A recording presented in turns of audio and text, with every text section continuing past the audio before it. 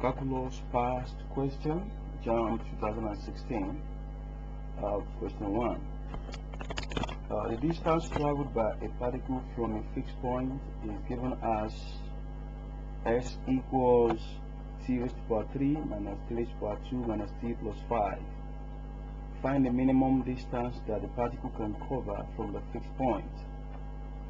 Now we have an equation for distance as this, and we're asked to calculate the minimum distance that the particle can cover from the fixed point. We need to know the following. 1. If y is equal to ax to the power n, then the y dx will be nax raised to the power n. That is that's a rule of integration. And we also need to know that if y is a function of x, then it is minimum when the y dx is equal to 0. That's 1.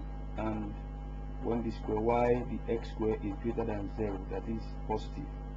So we can only get the minimum function when the y dx is equal to 0 and when the square y dx, so that is second derivative of the function, is positive. Now let us differentiate the original function given to us. Since our s is equal to t raised to the power 3 minus t raised to the power 2 minus t plus 5, then our ds dt will be 3t squared minus 2t minus 1 equals 0.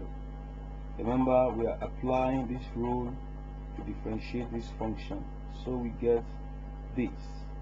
Now this is our ds dt, that's first derivative of the function. Now we'll factorize this. We have 3t plus 1 into 3 into t minus 1 equals 0. Solving that quadratic equation, we arrive at t equals minus 1 over 3 and t equals 1. So remember, we equate this to 0 because the first condition is that the s dt must be equal to 0. These are the s dt, so we equate it to 0. It's a quadratic function that we got. We equated it to 0 and we got this, and then we're able to evaluate t as minus 1 over 3 and t equals 1. Now the second function is that the square y the x square should be positive. So we're going to differentiate this one again. When differentiate this, we have 6t minus 2. So our d square s dt square is equal to 6t minus 2. 6t minus 2, which gives remember the values of t is minus 1 over 3 and 1. So we'll put minus 1 over 3 into this second derivative. We have 6 into minus 1 over 3 minus 2, and that gives us minus 6 over 3, which is minus 2, then minus 2, which is minus 4. That is negative, so that cannot satisfy minimum condition. Minimum condition says that the square y the x square must be positive, must be greater than 0. So t equals to minus 1 over 3 gives us a negative value for the square s dt square. So that is wrong for a minimum condition. And let's use t equals 1. We'll put t equals 1 into the function into 6t minus 2. We're going to have 6 times 1 minus 2, which is 4, and that is positive. So that means at t equals 1, the square s dt square is positive. Okay, that is 4. So at t equals to 1, the square s dt square is 4. That is positive. So that means it is 1 that satisfies the minimum condition. The minimum condition for a function. Now we go back to the function. X equals to x, hence t equals 1 makes the function minimum. It makes the function s minimum. Therefore, s minimum is obtained by substituting t equals 1 into the original function, original equation. So this is the original equation. We'll now put 1 in place of t in that equation. So we have 1 raised to the power 3 minus 1 raised to the power 2 minus 1 plus 5, and that becomes 4. So the minimum value of s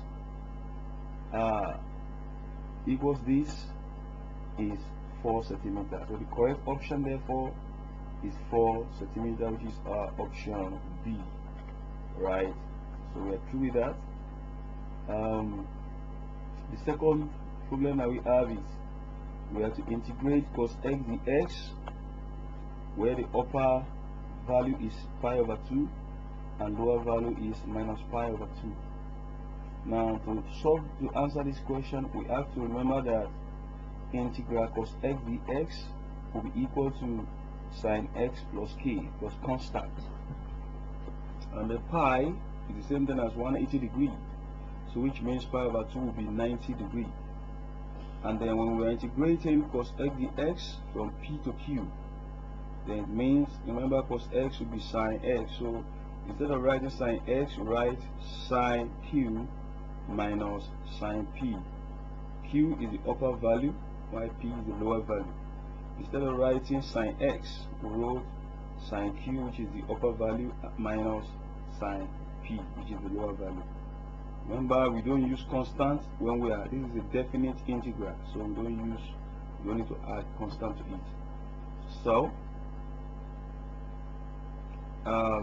integral cos x dx will be equal to integral cos x dx. Instead of writing pi over 2, you write 90. Instead of writing minus pi over 2, you write minus 90. So that becomes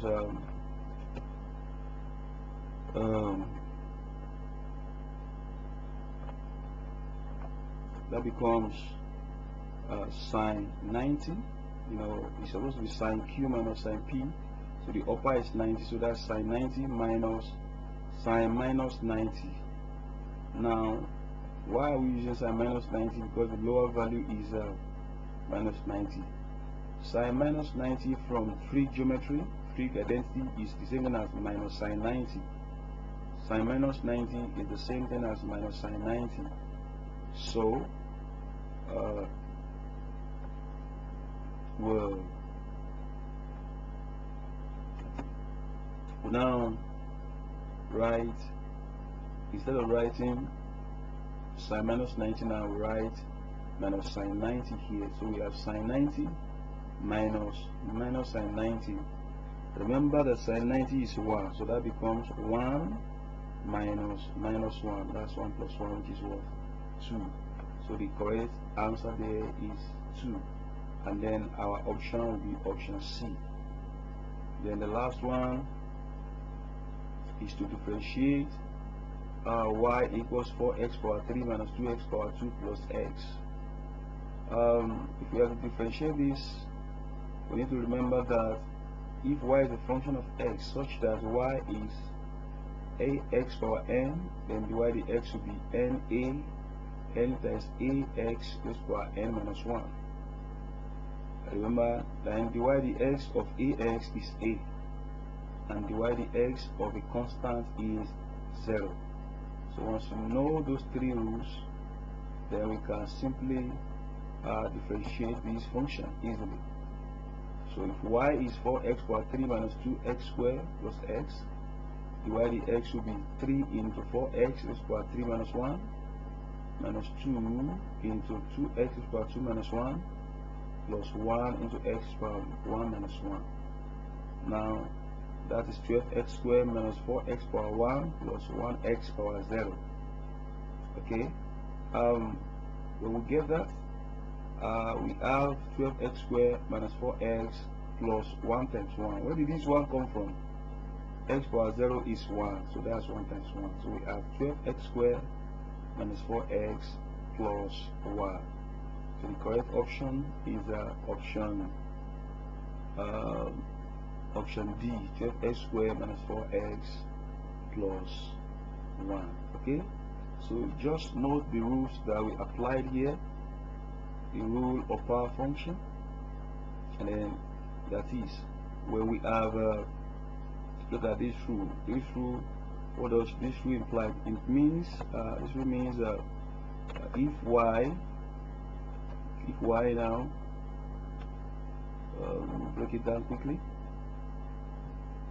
means if y is equal to ax to the power n, you have this function here, okay, then dy dx will be equal to what this, we are not using power stuff here, dy dx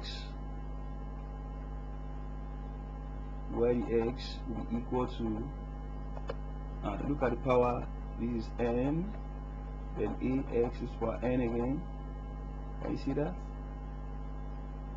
You just brought this power down to multiply the original. This is the original function, ax is for n.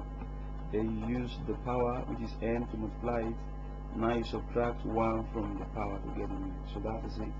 Exactly that is what we did to this 4x cubed. Can you see it now? If you have to differentiate this, it will become, if you are differentiating 4x power 3 now, where the x will be 3. So now multiplying 4x 3. Can you see that now? It's just the 3, which is the power, is multiplying 4x3. Then we now subtract 1 from the power now. So that gives us 4x squared. So that's how we got this one is 3 outside. So now you know that this 3 multiply this, so that gives us 12x squared. Instead of 4x squared inside, becomes 12x squared.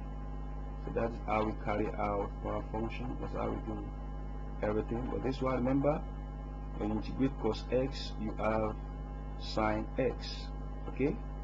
And then since this is definite integral, you have lower value and upper value, so cos x dx will become sine, look at the example I gave here. So if we have cos x dx now within lower and upper value, it becomes sine q minus sine p. The p is the lower value of x, while q is the upper value of x. So this is representing x, this is representing x. So instead of writing x now, we write q and we write p. Okay, and then remember a very powerful thing here, the pi is the same as 180 degrees. So pi over 2 is going to be what? 90 degrees when we're integrating. Okay, I hope that helps a little bit. And then for the last time, this one is application of differentiation, the minimal function to be precise. The rule is dy dx will be 0 and d square y dx square must be positive for a minimum function. So this one, when you differentiate it of this, look at the original function. This is the original function. When we differentiate this, definitely we are going to have a quadratic equation.